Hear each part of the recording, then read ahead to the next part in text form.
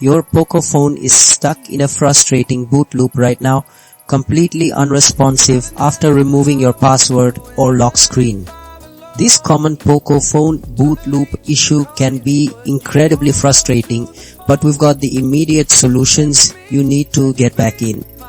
First, a force reboot can often clear minor software glitches.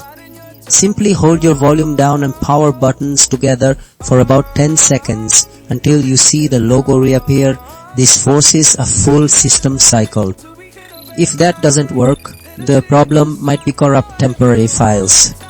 Power off, then hold volume up and power to enter recovery mode. Select Wipe Cache Partition to safely delete those problematic files without losing your personal data. This often resolves persistent looping issues by giving your system a clean slate. Still stuck? It's time for a factory reset, a powerful step that resolves deeper software conflicts by restoring your phone to its original state. Access recovery mode again, choose Wipe a Data Factory Reset, Confirm and Reboot. This clears everything, so be prepared to set up as new.